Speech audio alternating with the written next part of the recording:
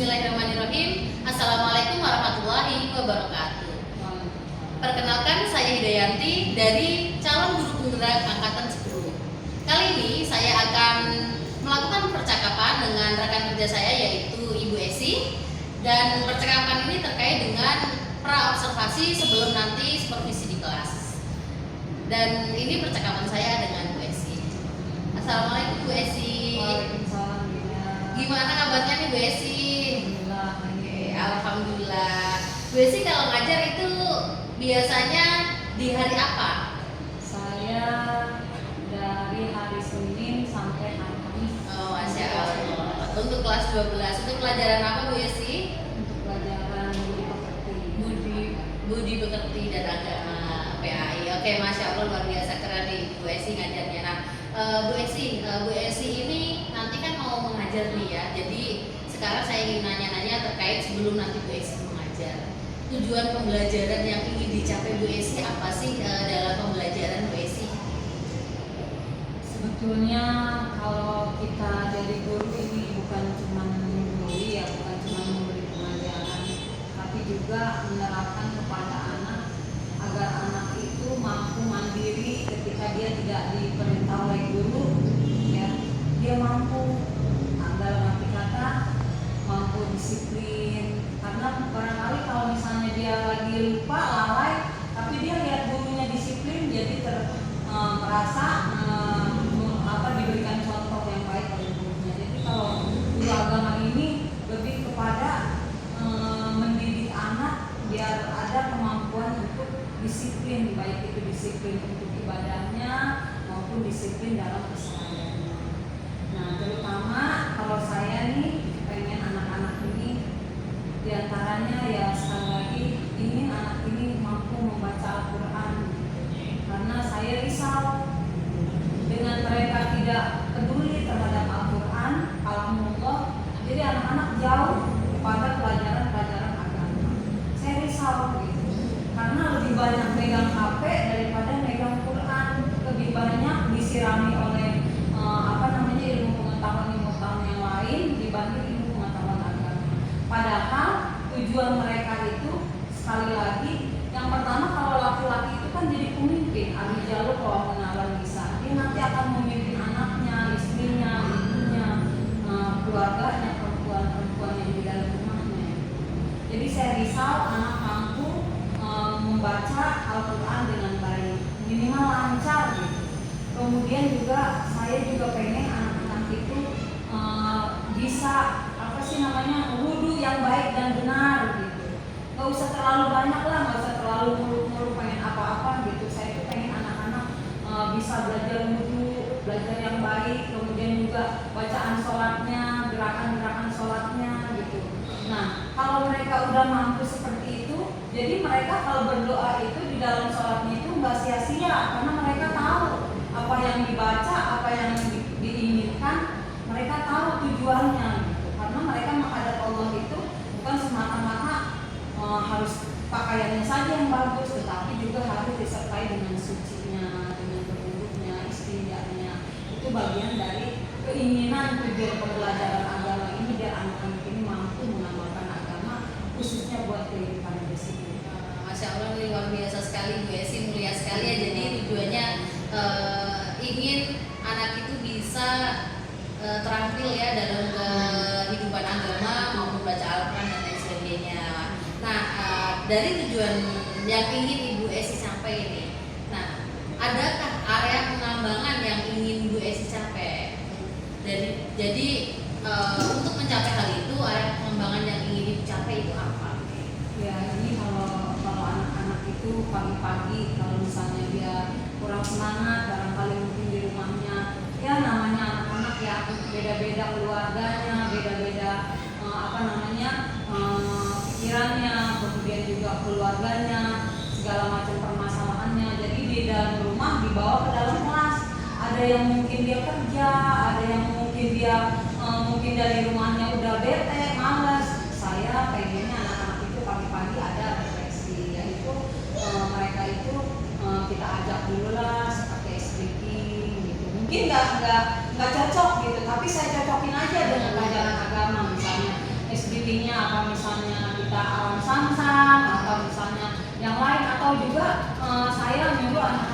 membaca Al-Quran bareng-bareng gitu. Misalnya kayak baca surat Al-Kafirun, ya dia juga pusing. Surat Al-Kafirun, wala ana wala antum, wala ana wala antum, ujungnya bisa wala dolin, amin gitu.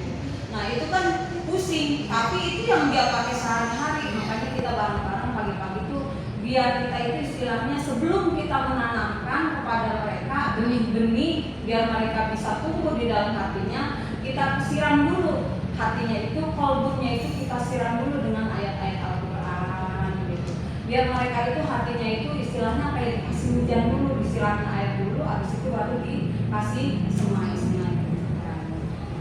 Masya Allah nih mantap nih. Jadi Bu Esi tuh ingin melakukan ice breaking, terus jadi setelah ice breaking jadi biar masuk ke anak ya, ke kalbunya anak. Nah ini Bersolawat Bu. Bersolawat lah, Masya Allah. Misalnya anak-anak tuh saya ajak misalnya Sallu ala nuril ladzi ajassama. Anak-anak tuh minimal dia tuh pernah di kupingnya itu gurunya mengajarkan sholawat, mengajarkan sahadat, mengajarkan perintah-perintah Allah. Minimal dia pernah di kupingnya itu pernah belajar agama gitu. Meskipun nanti mungkin ada lagi guru-guru yang lebih hebat dari saya yang bisa diambil ilmunya. Ya, Masya Allah nih keren sekali nih, ada pengembangan yang akan dicapai. Nah, terus untuk meningkatkan hal itu pasti kan ada strategi-strategi nih yang ingin yang Ibu siapkan. Apa saja sih strategi-strategi yang Bu Esi siapkan itu? Masya Allah nih kalau strategi ya saya juga bingung karena ini saya ini bukan guru beneran ini Bu, masih guru-guruan gitu. Jadi saya juga masih banyak berguru kepada yang lain, kepada yang keilmuannya lebih tinggi, lebih banyak membaca, lebih banyak pengembangan. Kalau saya kan istilahnya kalau kayak orang dulu itu kayak periuk Bu, periuk yang ada di dalam dapur. Jadi dia itu tua, itu periuk tuanya tapi di dapur doang, nggak pernah kemana-mana gitu. Jadi tuanya itu tua periuk gitu Bu istilahnya. Tapi saya juga tetap terus belajar karena katanya ada kalanya pecahnya gabah itu bukan oleh gilingan saja. Barangkali pecahnya gabah itu bisa saja dia bersentuhan dengan teman-temannya gitu ya. Mungkin dengan saya ketemu dengan Ibu, Masya Allah, ketemu dengan teman-teman yang lain, meskipun saya udah tua kayak gini, saya masih tetap mau mengembangkan strategi-strategi buat anak-anak. Ya diantaranya yaitu saya mengajak anak-anak untuk ayo anak-anak kita diskusi bagaimana kita belajar kritis, bagaimana berpikir kritis tentang ciptaan-ciptaan Allah gitu. Saya bilang gini ke anak-anak, saya kasih pemantik, kalian tahu adanya nyamuk? Mereka bilang iya Bu ada. Apa gunanya nyamuk buat kalian? Mereka berpikir nyedot darah Bu. Coba perhatikan di sekeliling kalian, pasti banyak nyamuk. Iya Bu.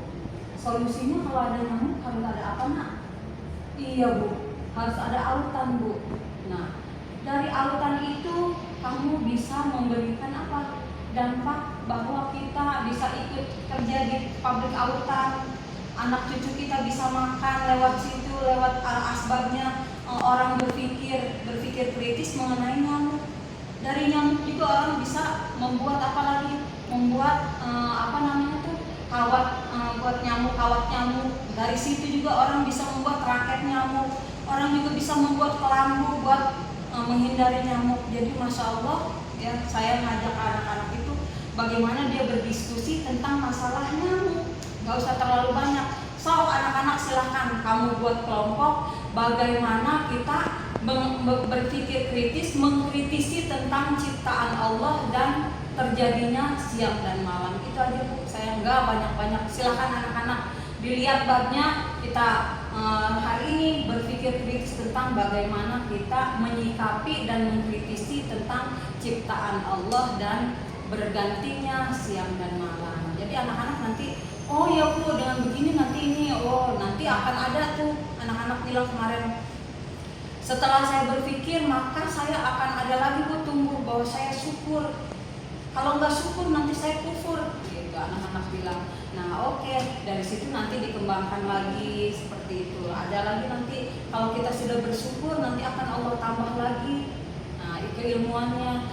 Kalau udah ditambah lagi, nah kita bisa mengaplikasikan bukan cuma buat kita, tapi kita bisa sampaikan lagi kepada teman yang lain. Yang bisa bismillah, sampaikan nama temannya. Yang bisa alhamdulillah, sampaikan nama temannya. Jadi saling memberikan ilmunya, bisa ilmunya bermanfaat gitu. Bukan cuma buat dia doang. Makanya dari diskusi kelompok itu bukan saja mereka mengkaji ulang tentang materi pelajaran, misalnya tentang keras hati, kemudian sifat-sifat munafik, bagaimana keras kepala atau segala sebagainya, atau misalnya mereka juga bagaimana berpikir kritis tentang bagaimana cara menyelesaikan masalah remaja. Gitu. Karena remaja ini kompleks banget Bu, apalagi kalau kita tanya, kenapa sih nak kamu dengannya tidur aja? Saya itu kerja Shopee kalau malam, makanya saya nggak bisa yang namanya ngapal itu susah. Ayo nak dibantu yang lain. Ya, dibantu sekarang wudhu udah seger, dibantu yang lain yang bisa. Ayo dituntun teman-temannya yang kemarin kira-kira susah untuk konsentrasi menghafal, sekarang dibantu. Masya Allah nih, luar biasa nih strategi ibu itu ingin ada diskusi kelompok gitu ya Bu, dan agar tercipta juga anak-anak itu yang memiliki kritis gitu ya, kritis semakin ya. Nah, terus adanya teman sebaya yang saling membantu. Masya Allah nih luar biasa keren dari tujuan area pengembangan dan juga strategi yang disiapkan. Jadi semoga nanti pas saat pembelajaran di kelas bisa terlaksana dan juga lebih baik lagi. Kalau boleh tahu nanti Ibu ngajar di hari apa Ibu? Ya, saya ada di hari Selasa di 12 MPLB 1, hari Rabu di 12 MPLB 2. Oke. Nanti kita bertemu ya Bu di pembelajaran di kelas, kita supervisi, jadi saya supervisi Ibu. Pokoknya harapan saya sih lebih baik dari rencana yang sudah Ibu rencanakan gitu ya Bu ya. Terima kasih banyak Ibu waktunya. Nanti kita ketemu di supervisi, dan teman-teman semua itu udah selesai saya percakapan terima kasih dengan Ibu Esi, dan sampai berjumpa di supervisi nanti bersama Bu Esi di kelasnya Bu Esi. Assalamualaikum warahmatullahi wabarakatuh. Waalaikumsalam warahmatullahi wabarakatuh. Oke. Assalamualaikum. Sehat semuanya anak? Mulai pelajaran pada hari ini, alhamdulillah kita berdoa terlebih dahulu. Berdoa dimulai.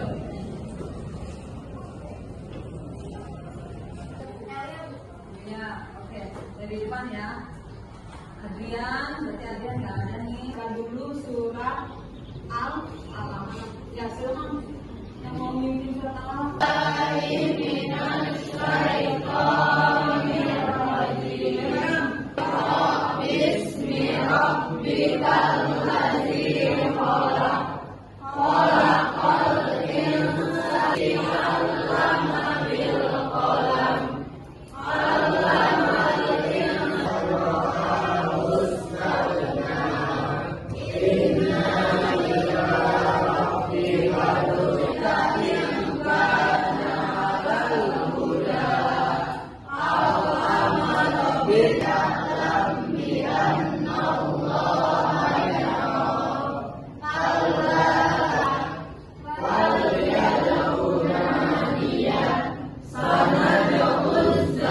Kalau kemarin kita mempelajari tentang idgham nakis dan ada idgham kamil, ya.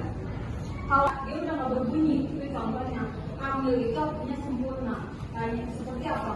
Nun, waw, yasmu, ya, ro, mim, waw, ya. Kalau IPA nun mati bertemu dengan huruf yang 15.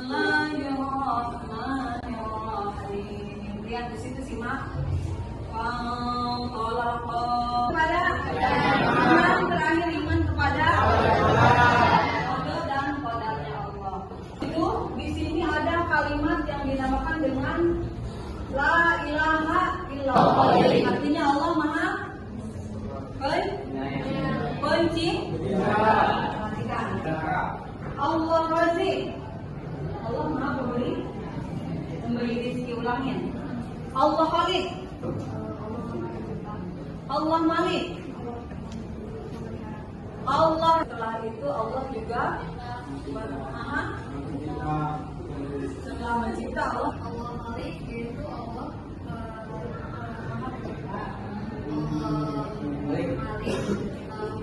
Maha ya, mudah-mudahan besok ya di minggu yang akan datang kalian bisa mengikuti pelajaran dengan baik dan bisa mengaplikasikan pada kehidupan kita. Oke, kurang lebihnya mohon maaf, tetap sehat buat kalian. Wabillahi taufiq wal hidayah. Wassalamualaikum warahmatullahi wabarakatuh. Waalaikumsalam warahmatullahi wabarakatuh. Oke, bismillahirrahmanirrahim. Assalamualaikum warahmatullahi wabarakatuh.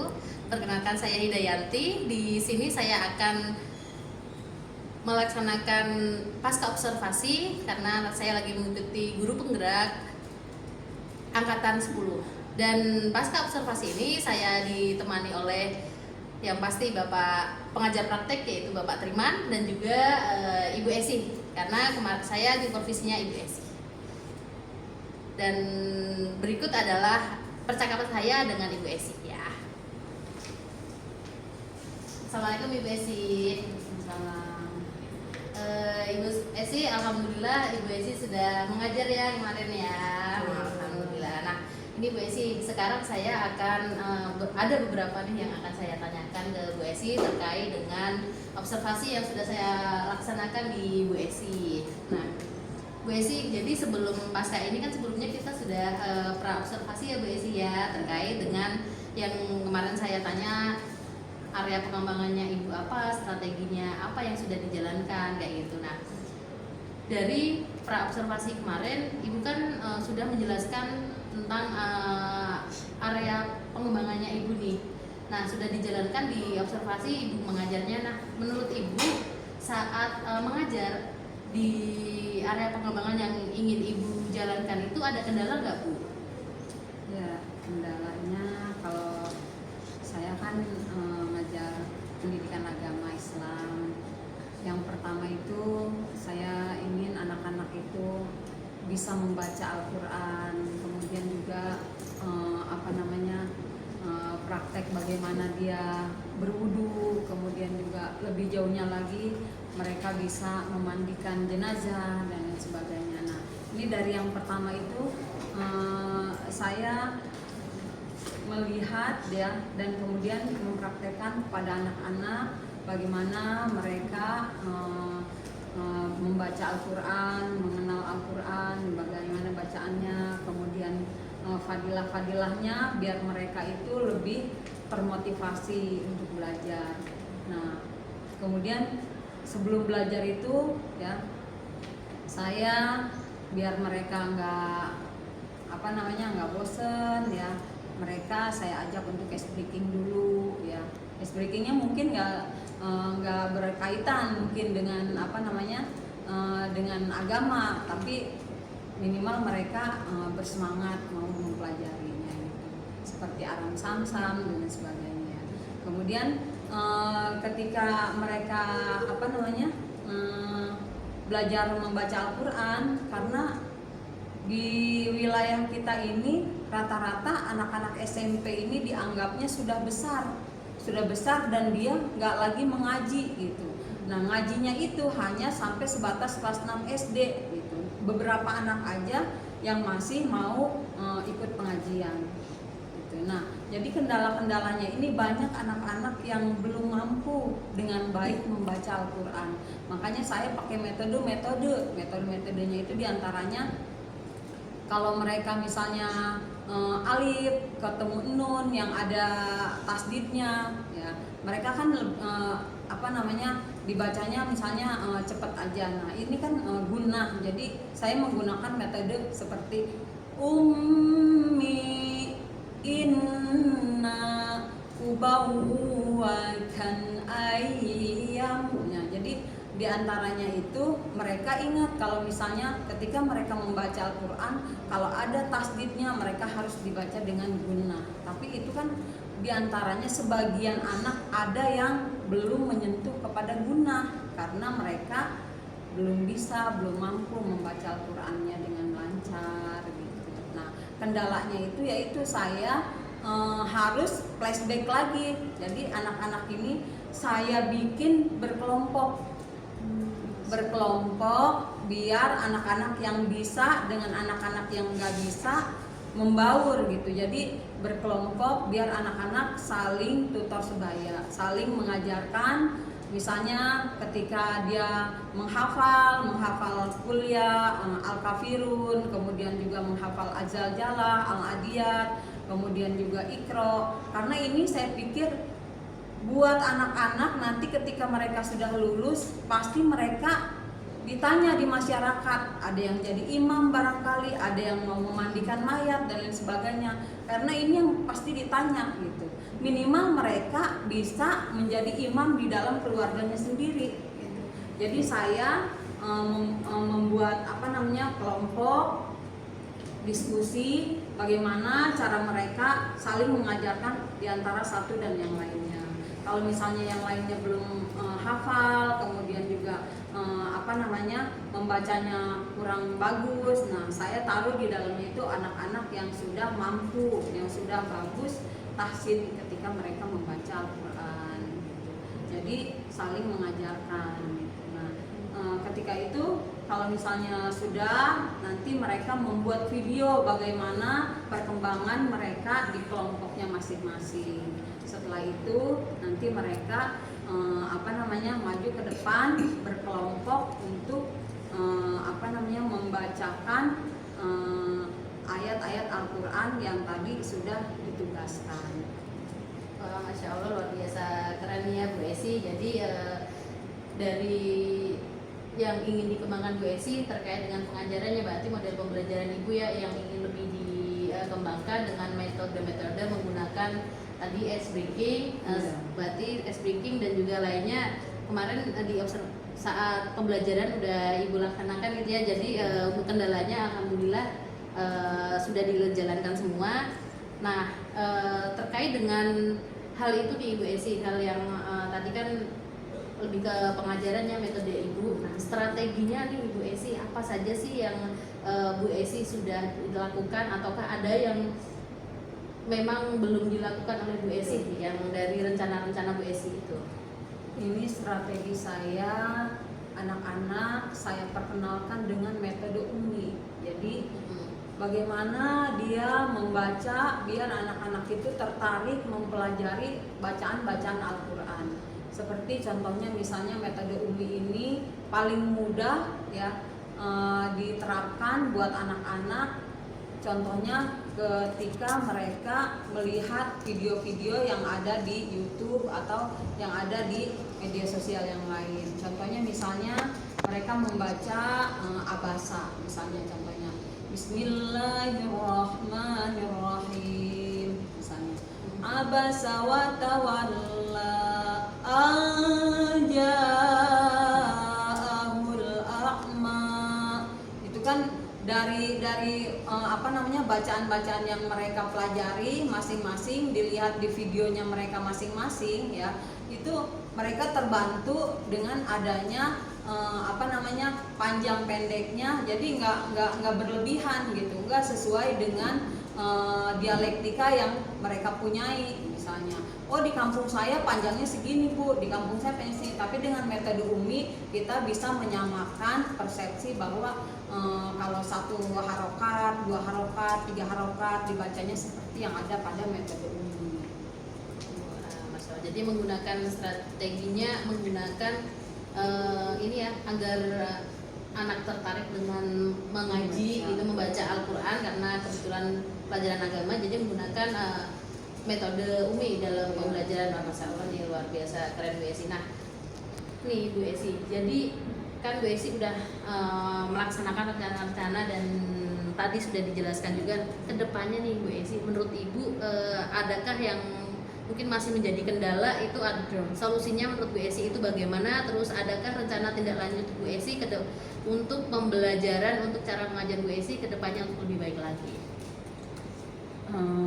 Saya pengen tujuan saya ya, saya pengen anak-anak itu minimal dia tahu bahwa Al-Quran ini adalah satu-satunya teman buat kita nanti di kuburan, karena kita ini makhluk akhirat gitu. Saya selalu kepada anak-anak itu memberikan arahan bahwa tauhid itu yang lebih pertama, bahwa kita ini cuma makhluk gitu. Kemudian juga Allah itu Khaliq, ya Allah itu Maha pencipta. Kemudian setelah diciptakan, aku kasih tahu ke anak-anak bahwa kita itu pasti dipelihara gitu. Allah itu Maha memelihara. Setelah kita dipelihara, pasti kita dikasih rezeki. Allah Maha Razik. Selalu setiap saya dalam pertemuan itu anak-anak saya kasih arahan bahwa kita harus terus berjuang mengembangkan potensi yang ada pada diri kita, terutama potensi kita ketika kita mau membaca Al-Quran dengan baik dan benar. Seperti itu, Bu Indah. Kemudian kalau misalnya memang anak-anak ada yang udah lebih pandai dari saya banyak berdiskusi juga dengan mereka, seperti sama Adit yang mau yang mau banyak belajar, kemudian juga sama Gali yang kemarin bacaannya juga sudah bagus. Saya banyak diskusi dengan mereka, dengan Kabir barangkali anak MPLB, karena suaranya bagus, bacaannya bagus. Nah itu mereka yang mau belajar dan mengembangkan diri itu biar mereka lebih tertarik lagi. Begitu juga kalau misalnya dia lagi males, lagi ini, saya tanya, kamu senang sholawatan nggak? Kita sholawatan gitu.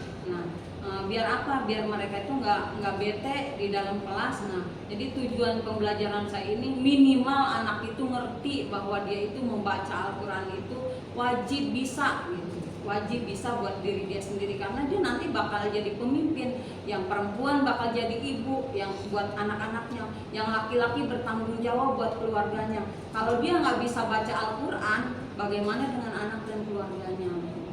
Jadi titik berat saya itu yang pertama itu bagaimana anak bisa membaca Al-Quran dengan baik. Berarti ya Ibu ingin lebih memotivasi anak ya, sama Ibu mengadakan diskusi kelompok. Apakah ada rencana lain Ibu selain dua hal ini, selain memberikan motivasi sama diskusi kelompok Ibu?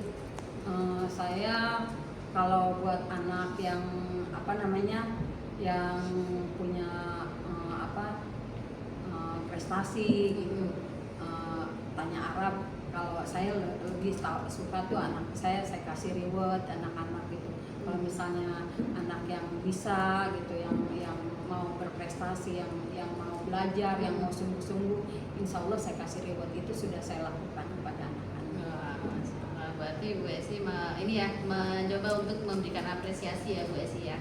Oke, terima kasih Bu Esi sudah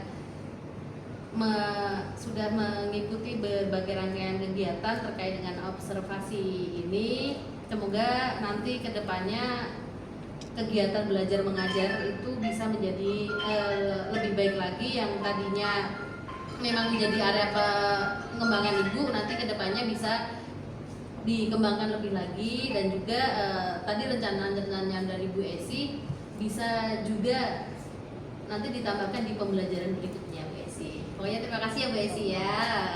Sampai jumpa di observasi berikutnya Bu Esi ya. Assalamualaikum warahmatullahi wabarakatuh. Waalaikumsalam warahmatullahi wabarakatuh. Ayo mulai. Oke, bismillahirrahmanirrahim. Assalamualaikum warahmatullahi wabarakatuh. Perkenalkan, saya Hidayanti dari calon guru penggerak angkatan 10. Kali ini saya akan melakukan percakapan dengan rekan kerja saya yaitu Ibu Esi, dan percakapan ini terkait dengan pra-observasi sebelum nanti supervisi di kelas. Dan ini percakapan saya dengan Bu Esi. Assalamualaikum Bu Esi. Waalaikumsalam.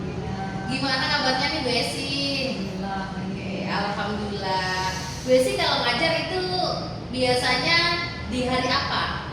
Saya dari hari Senin sampai hari kelas 12. Untuk pelajaran apa Bu Esi? Untuk pelajaran budi pekerti. Budi pekerti dan agama PAI. Oke, Masya Allah luar biasa keren nih Bu Esi ngajarnya. Nah, Bu Esi ini nanti kan mau mengajar nih ya. Jadi sekarang saya ingin nanya-nanya terkait sebelum nanti Bu Esi mengajar. Tujuan pembelajaran yang ingin dicapai Bu Esi apa sih dalam pembelajaran Bu Esi? Sebetulnya kalau kita jadi guru ini bukan cuma menggurui ya, bukan cuma memberi pengajaran, tapi juga menerapkan kepada anak agar anak itu mampu mandiri ketika dia tidak diperintah oleh guru, ya dia mampu, dalam arti kata mampu disiplin. Karena barangkali kalau misalnya dia lagi lupa, lalai, tapi dia lihat gurunya disiplin, jadi merasa diberikan contoh yang baik oleh gurunya. Jadi kalau guru agama ini lebih kepada mendidik anak biar ada kemampuan untuk disiplin, baik itu disiplin untuk ibadahnya maupun disiplin dalam kesehariannya.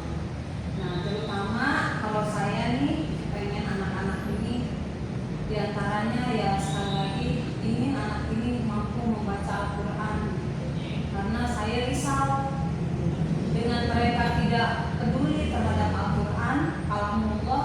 Jadi anak-anak jauh pada pelajaran-pelajaran agama. Saya risau gitu, karena lebih banyak megang HP daripada megang Quran, lebih banyak disirami oleh ilmu pengetahuan yang lain dibanding ilmu pengetahuan agama. Padahal tujuan mereka itu sekali lagi, yang pertama kalau laki-laki itu kan jadi pemimpin, ar-rijalu qawwamuna 'alan nisa. Dia nanti akan memimpin anaknya, istrinya, ibunya, keluarganya, perempuan-perempuan yang di dalam rumahnya. Jadi saya risau anak mampu membaca Al-Quran dengan baik, minimal lancar gitu. Kemudian juga saya juga pengen anak-anak itu bisa wudu yang baik dan benar gitu. Gak usah terlalu banyak lah, gak usah terlalu muluk-muluk pengen apa-apa gitu. Saya itu pengen anak-anak bisa belajar wudu, belajar yang baik, kemudian juga bacaan sholatnya, gerakan-gerakan sholatnya gitu. Nah, kalau mereka udah mampu seperti itu, jadi mereka kalau berdoa itu di dalam sholatnya itu nggak sia-sia, karena mereka tahu apa yang dibaca, apa yang diinginkan, mereka tahu tujuannya gitu. Karena mereka menghadap Allah itu bukan semata-mata harus pakaiannya saja yang bagus, tetapi juga harus disertai dengan sucinya, dengan berwudhunya, istinjanya. Itu bagian dari keinginan tujuan pembelajaran agama ini biar anak-anak ini mampu mengamalkan agama, khususnya buat kehidupan di sini. Masya Allah, ini luar biasa sekali Bu Esi, mulia sekali ya. Jadi tujuannya ingin anak itu bisa terampil ya dalam kehidupan agama maupun baca Al-Quran dan lain sebagainya.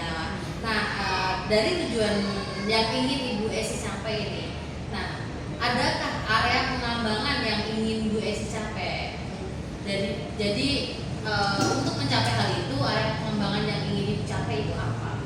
Ya, ini kalau anak-anak itu pagi-pagi kalau misalnya dia kurang semangat, barangkali mungkin di rumahnya, ya namanya anak-anak ya beda-beda keluarganya, beda-beda pikirannya, kemudian juga keluarganya, segala macam permasalahannya. Jadi di dalam rumah dibawa ke dalam kelas.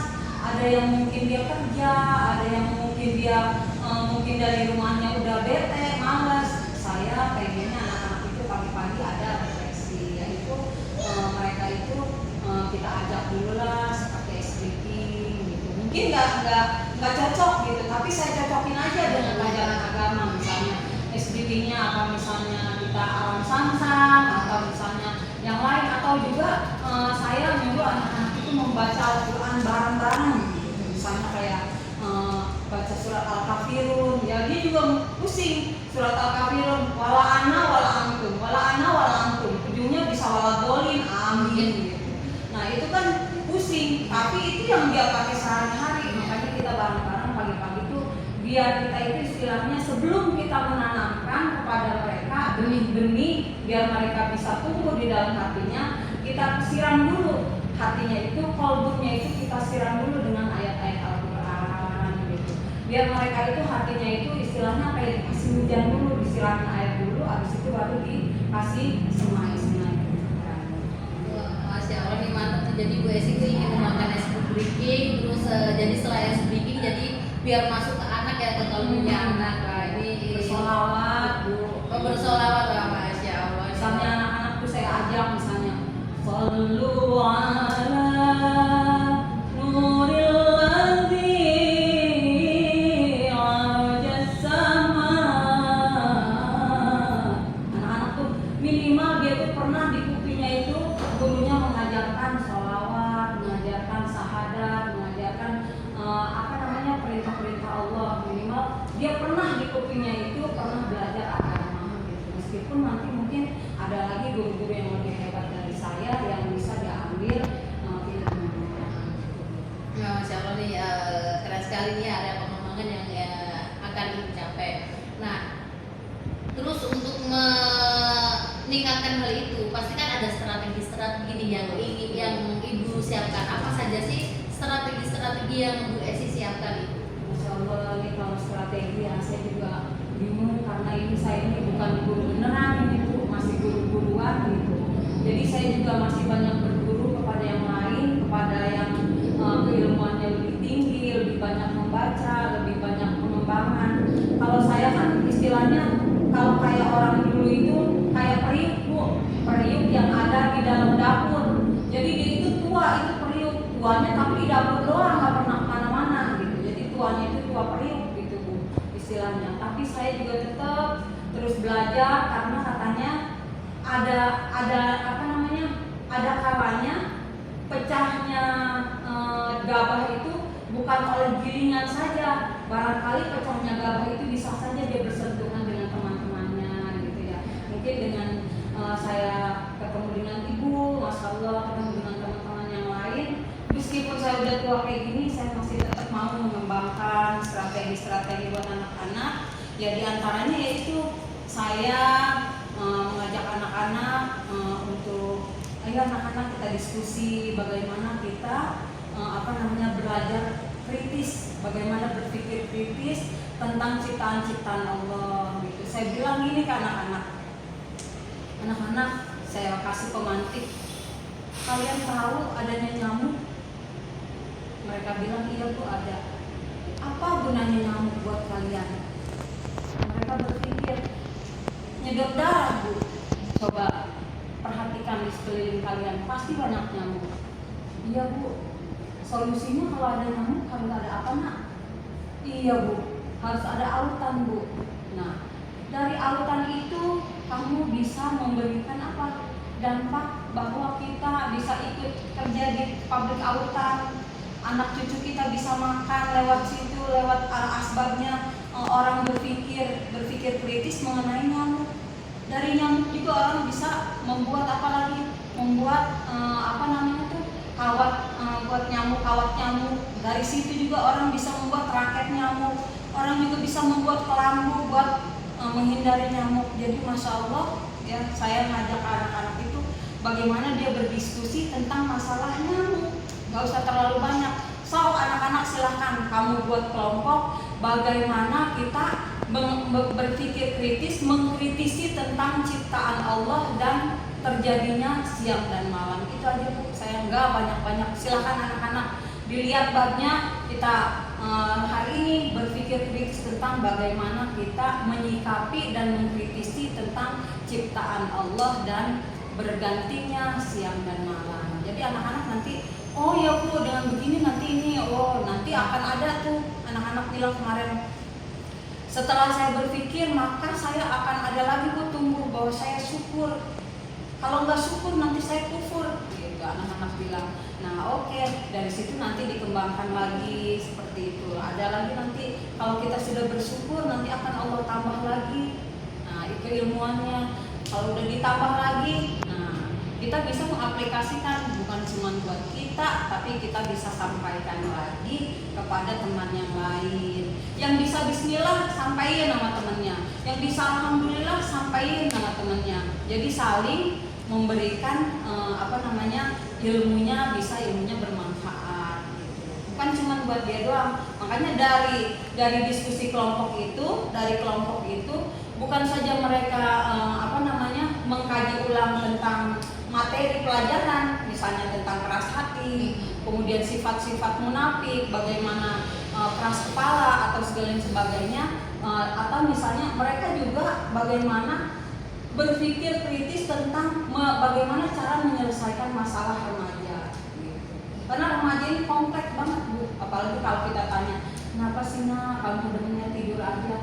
Saya itu kerja Bu, kerja Shopee kalau malam, makanya saya nggak bisa yang namanya ngapal itu susah. Ayo nak dibantu yang lain, ya.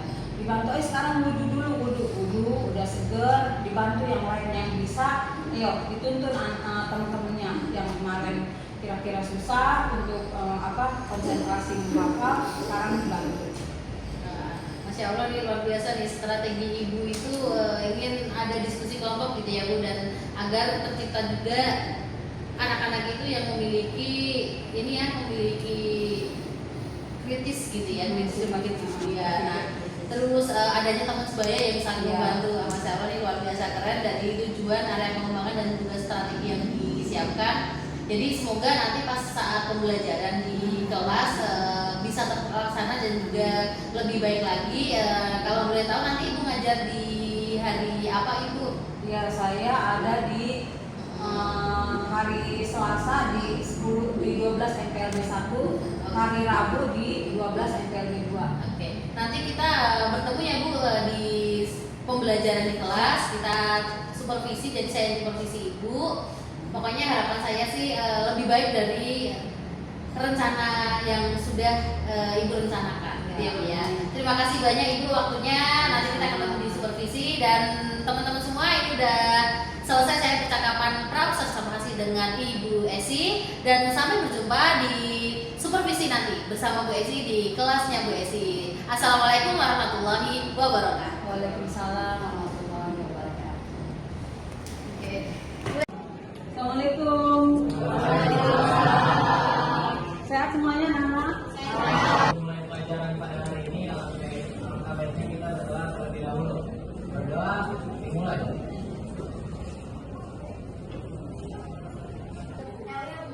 Ya, oke. Dari depan ya. Adrian, berarti Adrian nggak ada nih. Kita dulu surat Al-Alaq. Ya, silakan. Yang mau memimpin surat Al-Alaq.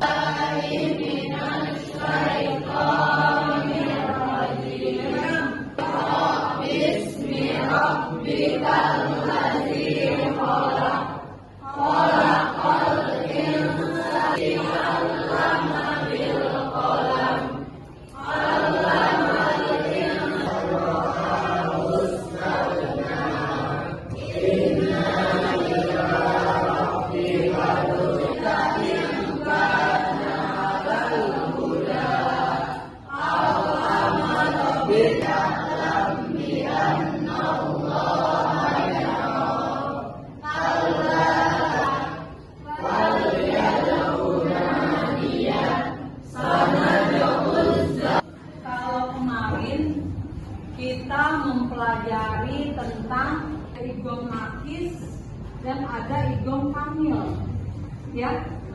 Kalau dia udah nggak berbunyi, itu contohnya. Kamil itu artinya sempurna. Kayak seperti apa? Nun, waw, yasmu, ya, ro, mim, waw, ya. Kalau IPA nun mati bertemu dengan huruf yang 15. Bismillahirrahmanirrahim. Lihat di situ simak. Kepada terakhir iman kepada Allah dan qadarnya Allah. Itu di sini ada kalimat yang dinamakan dengan la ilaha illallah. Artinya Allah Maha Perhatikan. Allah Razik. Allah Maha memberi rezeki, ulangnya. Allah Khalik. Allah Malik. Allah, setelah itu Allah juga setelah mencipta Allah Malik yaitu Allah Malik.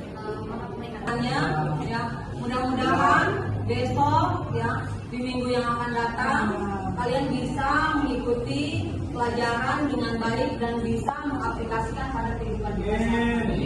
Oke, kurang lebihnya mohon maaf, tetap sehat buat kalian. Wabillahi taufiq wal hidayah. Wassalamualaikum warahmatullahi wabarakatuh. Waalaikumsalam warahmatullahi wabarakatuh. Oke, bismillahirrahmanirrahim. Assalamualaikum warahmatullahi wabarakatuh. Perkenalkan, saya Hidayanti. Di sini saya akan melaksanakan pasca observasi karena saya lagi mengikuti guru penggerak angkatan 10. Dan pasca observasi ini saya ditemani oleh yang pasti Bapak pengajar praktek, yaitu Bapak Triman, dan juga Ibu Esi, karena kemarin saya di provisinya Ibu Esi. Dan berikut adalah percakapan saya dengan Ibu Esi ya. Assalamualaikum Ibu Esi. Salam.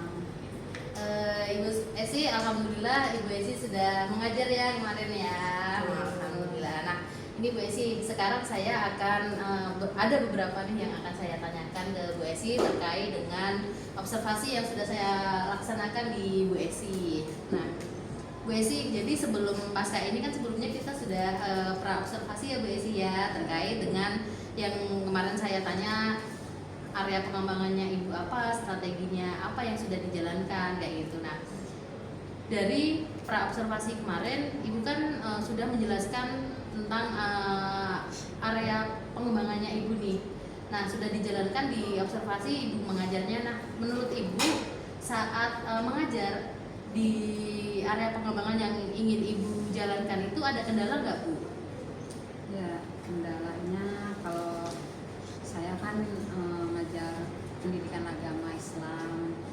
Yang pertama itu saya ingin anak-anak itu bisa membaca Al-Quran, kemudian juga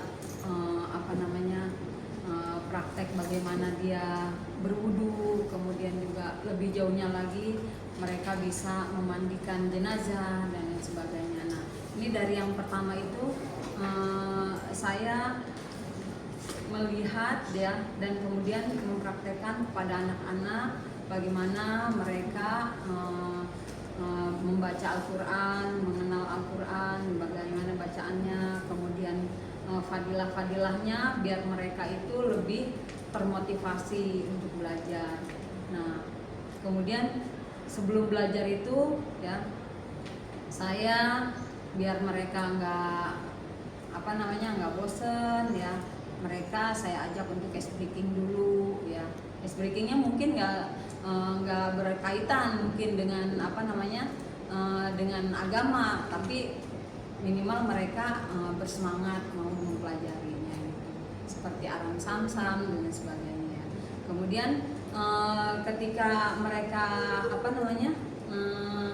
belajar membaca Al-Quran, karena di wilayah kita ini rata-rata anak-anak SMP ini dianggapnya sudah besar dan dia nggak lagi mengaji gitu.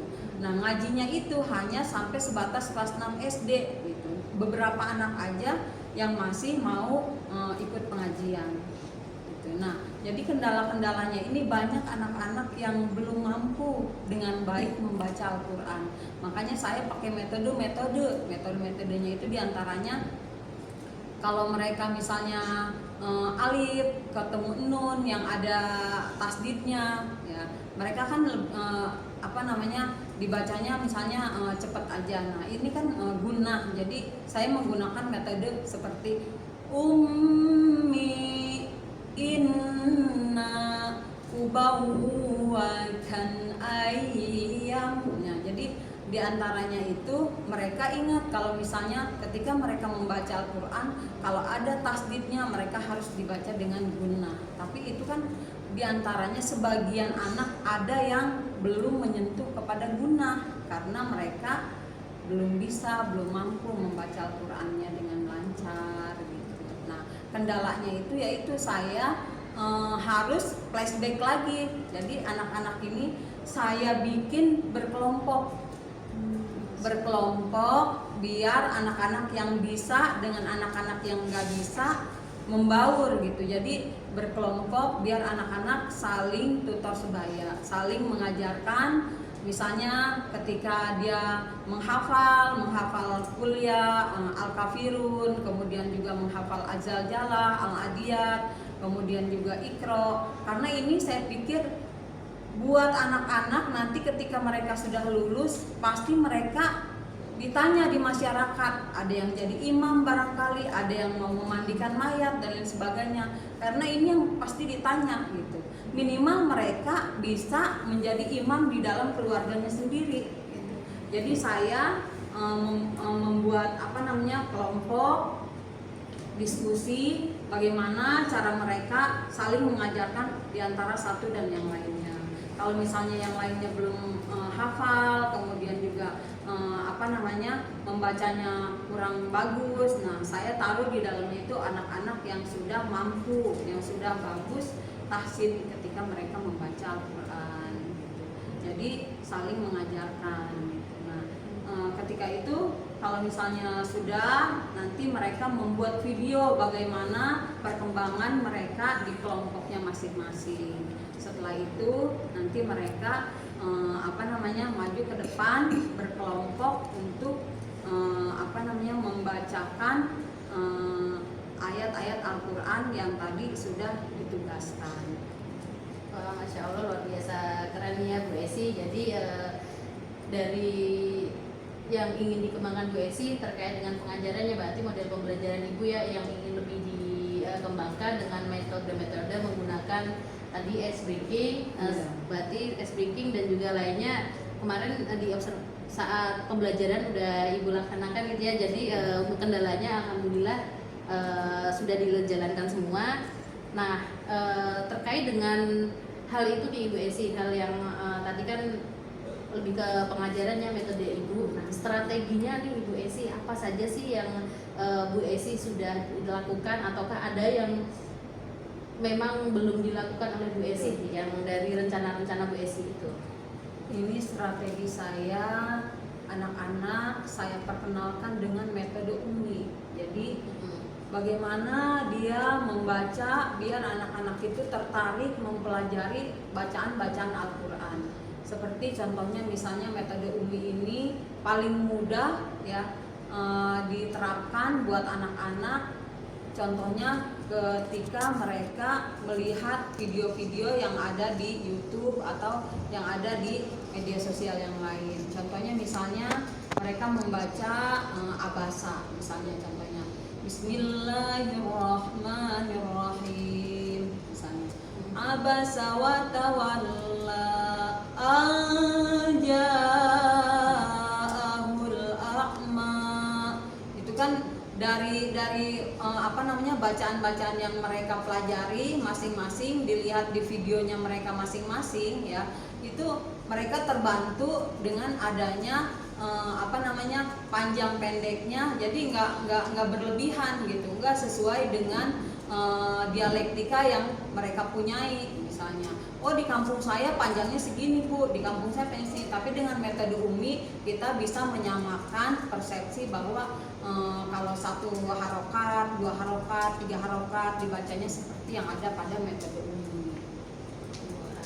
Jadi menggunakan strateginya, menggunakan ini ya agar anak tertarik dengan mengaji gitu, membaca Al-Quran karena kebetulan pelajaran agama. Jadi menggunakan metode Umi dalam pembelajaran. Masya Allah nih, luar biasa keren Bu Esi. Nah nih Bu Esi, jadi kan Bu Esi udah melaksanakan rencana-rencana dan tadi sudah dijelaskan juga kedepannya nih Bu Esi, menurut Ibu adakah yang mungkin masih menjadi kendala, itu ada solusinya menurut Bu Esi itu bagaimana? Terus adakah rencana tindak lanjut Bu Esi untuk pembelajaran, untuk cara mengajar Bu Esi kedepannya untuk lebih baik lagi?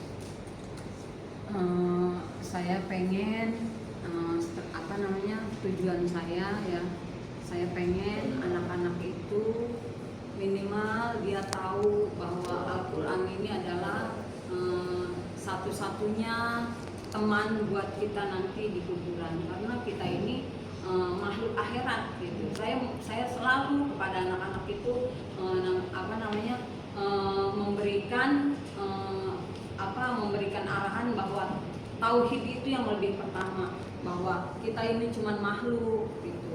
kemudian juga Allah itu Khaliq, ya Allah itu Maha Pencipta. Kemudian setelah diciptakan, aku kasih tahu ke anak-anak bahwa kita itu pasti dipelihara, gitu. Allah itu Maha memelihara. Setelah kita dipelihara, pasti kita dikasih rezeki. Allah Maha Razik. Selalu setiap saya dalam pertemuan itu anak-anak saya kasih arahan bahwa kita harus terus berjuang mengembangkan potensi yang ada pada diri kita, terutama potensi kita ketika kita mau membaca Al-Quran dengan baik dan benar. Itu Bunda. Kemudian kalau misalnya memang anak-anak ada yang udah lebih pandai dari saya banyak berdiskusi juga dengan mereka, seperti sama Adit yang mau yang mau banyak belajar, kemudian juga sama Gali yang kemarin bacaannya juga sudah bagus. Saya banyak diskusi dengan mereka, dengan Kabir barangkali anak MPLB, karena suaranya bagus, bacaannya bagus. Nah itu mereka yang mau belajar dan mengembangkan diri itu biar mereka lebih tertarik lagi. Begitu juga kalau misalnya dia lagi males, lagi ini, saya tanya, kamu senang sholawatan nggak? Kita sholawatan gitu. Nah biar apa? Biar mereka itu nggak bete di dalam kelas. Nah jadi tujuan pembelajaran saya ini minimal anak itu ngerti bahwa dia itu membaca Al-Quran itu wajib bisa gitu. Wajib bisa buat diri dia sendiri, karena dia nanti bakal jadi pemimpin. Yang perempuan bakal jadi ibu, yang buat anak-anaknya, yang laki-laki bertanggung jawab buat keluarganya. Kalau dia nggak bisa baca Al-Quran, bagaimana dengan anak dan keluarganya? Jadi titik berat saya itu ya itu yang pertama itu bagaimana anak bisa membaca Al-Quran. Berarti ya ibu ingin lebih memotivasi anak ya, sama ibu mengadakan diskusi kelompok. Apakah ada rencana lain ibu selain dua hal ini, selain memberikan motivasi sama diskusi kelompok ibu? Saya kalau buat anak yang yang punya prestasi gitu, tanya Arab, kalau saya lebih suka tuh anak saya kasih reward anak-anak gitu. Kalau misalnya anak yang bisa gitu, yang mau berprestasi, yang mau belajar, yang mau sungguh-sungguh, insya Allah saya kasih reward. Itu sudah saya lakukan kepada anak-anak. Berarti Bu Esi ini ya mencoba untuk memberikan apresiasi ya Bu Esi ya. Oke, terima kasih Bu Esi sudah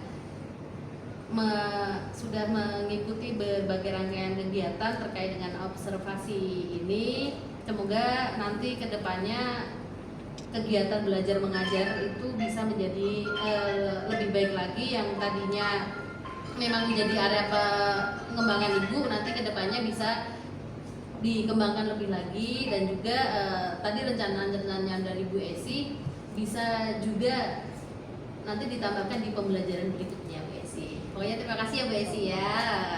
Sampai jumpa di observasi berikutnya Bu Esi ya. Assalamualaikum warahmatullahi wabarakatuh.